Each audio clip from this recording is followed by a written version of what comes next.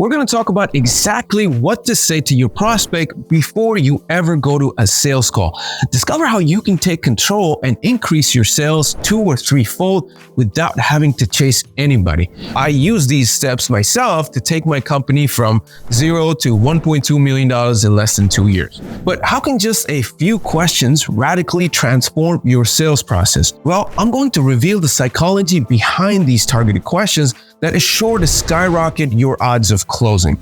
With the help of over 250 salespeople from our franchise and countless sales appointments that I've done myself, I have distilled these questions that you can use to close more sales and make more money.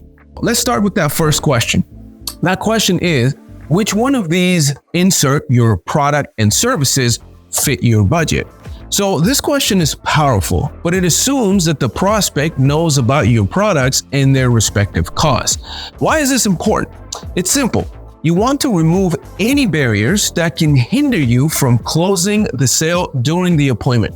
When your prospect has a clear understanding, right? They understand what's on offer and at what price, they're in a pretty good position to make a decision on that day. Now, let's talk about the psychology behind this question. This isn't just about the budget. It's about aligning yourself with their expectation. When you ask which one of these products/services fit your budget, you're essentially gauging if your prices are within your prospect's financial comfort zone. Very crucial, right? Because without this, you're at a serious disadvantage, since this is probably the main reason why prospects don't buy. The response you get will not only tell you if the potential customer can pay for your services, but also if they think that your offer is worth the price that you're charging. It's not just about finding any customer, it's about finding the right customer, the one who sees value in what you have to offer and is ready to invest in it. If the person hesitates or is unclear about what fits their budget, that's definitely a red flag. It shows they're most likely not going to be a good match for you. This is important because you can disqualify them, saving you time and allowing you to focus your energy on prospects who are more likely to convert into a paying customer. Hey, if you're new here, I'm Ahmed. I'm a small business owner of both brick and mortar type businesses and online businesses. I've spent the last decade learning the ins and outs of business that I like to share with my viewers on this channel right here. So thank you. The second pivotal question is about timelines, and this is how it goes. What is your timeline for the project? Would it work if we complete this by enter week of month? Now, why is this question a game changer? By mentioning a specific week or month, you're doing two things. Firstly, you're setting a tangible, concrete timeline. This eliminates any vague notions of sooner or later. It's about committing them to a specific time frame. Secondly, and perhaps more importantly, it allows you to understand how ready are they, and also how much urgency do they feel to implement the solution that you're presenting. When you propose a specific week or month, observe the person's reaction closely. Are they comfortable with this timeline, or do they seem hesitant? This reaction is going to be like a window into their commitment level.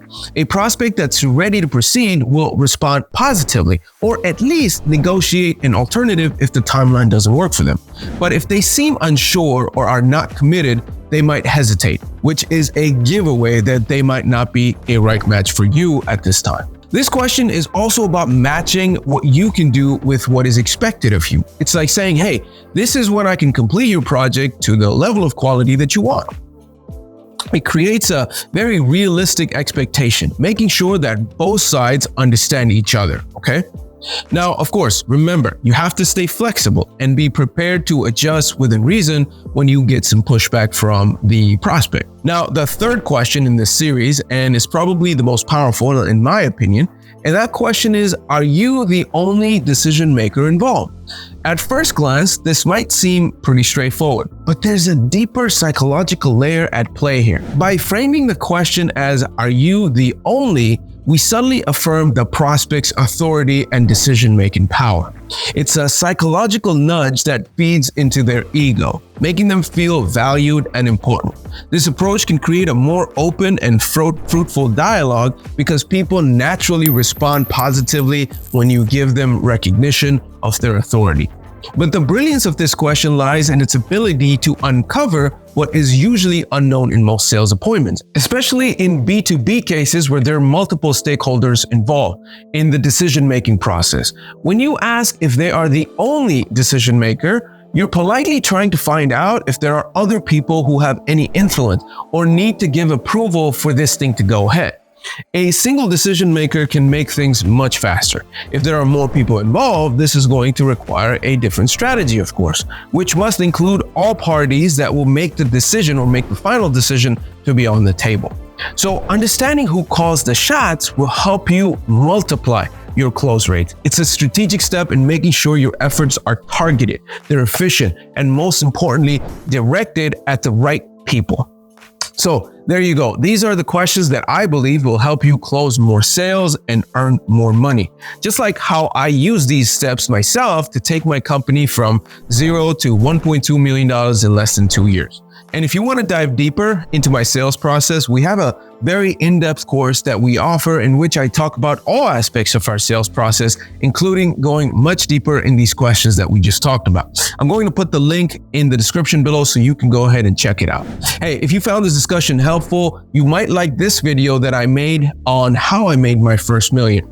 If you like the video, please like and subscribe so you're the first one to know when we release videos on everything business. Thank you.